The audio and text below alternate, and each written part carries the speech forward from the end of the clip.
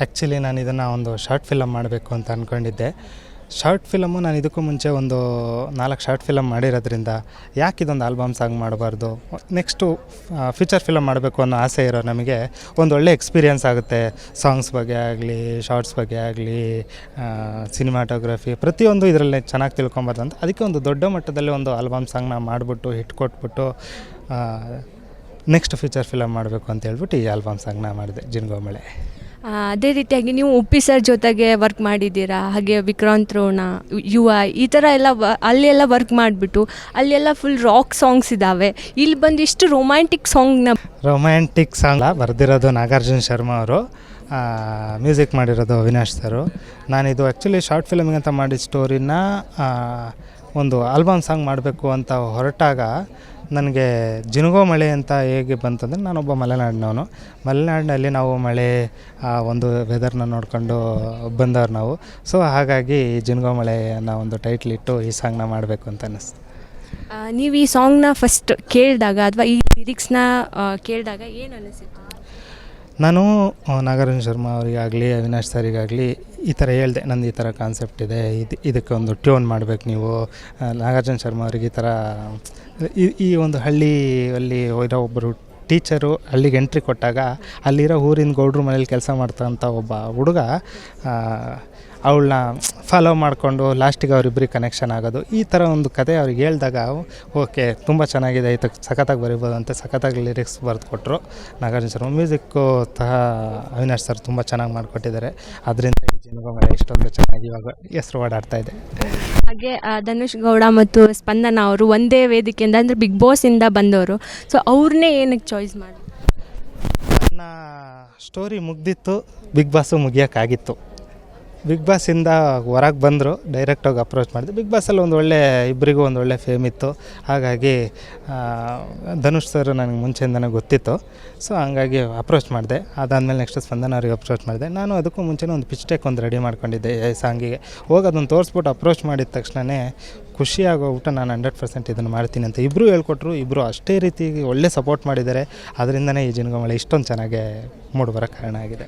ಬರೀ 3 ದಿನದಲ್ಲಿ ಇದೆಲ್ಲ ಮುಗ್ದಿರೋದು ಅಂತ. ಸೊ ಯಾವುದೇ ಒಂದು ವರ್ಕ್ನ ಮಾಡಬೇಕಂದ್ರೆ ಅದರಿಂದ ತುಂಬ ಪ್ರೆಷರ್ ಇರುತ್ತೆ, ಅಷ್ಟೇ ಎಫರ್ಟ್ಸ್ ಸತಾ ಇರುತ್ತೆ.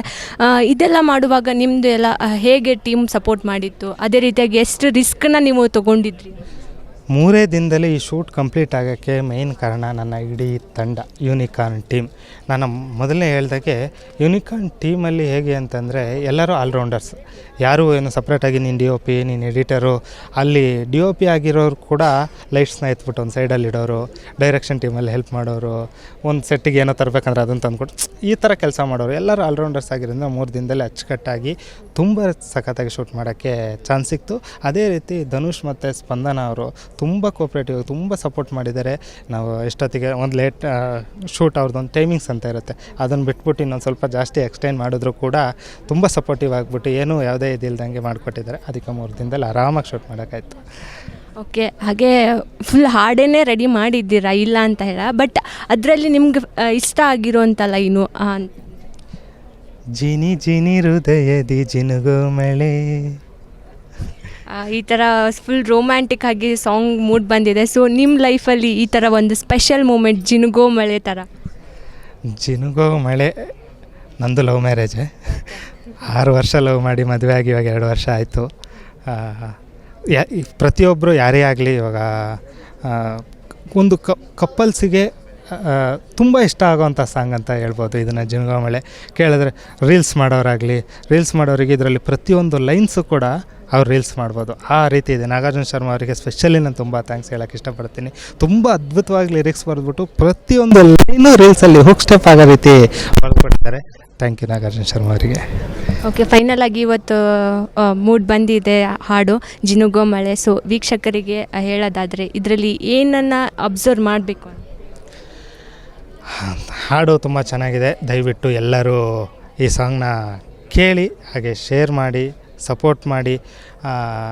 ಒಳ್ಳೆ ವಿಜುವಲ್ ಇದೆ ಸಾಂಗಲ್ಲಿ. ಪ್ಲಸ್ ನಮ್ಮ ಮಲೆನಾಡಿನಲ್ಲಿ ಶೂಟ್ ಮಾಡಿರೋದ್ರಿಂದ ಮೂಡಿಗೆರೆ ಚಿಕ್ಕಮಗಳೂರು, ನಮ್ಮ ಇಡೀ ತಂಡ ಮೂಡಿಗೆರೆ ಚಿಕ್ಕಮಗಳೂರವರಾಗಿರೋದ್ರಿಂದ ಮೂಡಿಗೆರೆ ಸರೌಂಡಿಂಗಲ್ಲಿ ತುಂಬ ಚೆನ್ನಾಗಿ ಶೂಟ್ ಮಾಡಿದ್ದೀವಿ. ಒಳ್ಳೊಳ್ಳೆ ವಿಜುವಲ್ಸ್ ಇದೆ. ಪ್ರತಿಯೊಬ್ಬರು ನೆನ್ನೆ ಸುದೀಪ್ ಸರಿಗೆ ತೋರಿಸ್ದಾಗಲಿ, ಅಶ್ವಿನಿ ಮೇಡಮಿಗೆ ತೋರಿಸ್ದಾಗಲಿ ಅವರೆಲ್ಲರೂ ಹೇಳಿದ್ದು ಒಂದೇ, ಲೊಕೇಶನ್ಸ್ ತುಂಬ ಸಖತ್ತಾಗಿದೆ, ಚೆನ್ನಾಗಿ ಶೂಟ್ ಮಾಡಿದ್ದೀರಾ ಅಂತ ಹೇಳಿದ್ರು.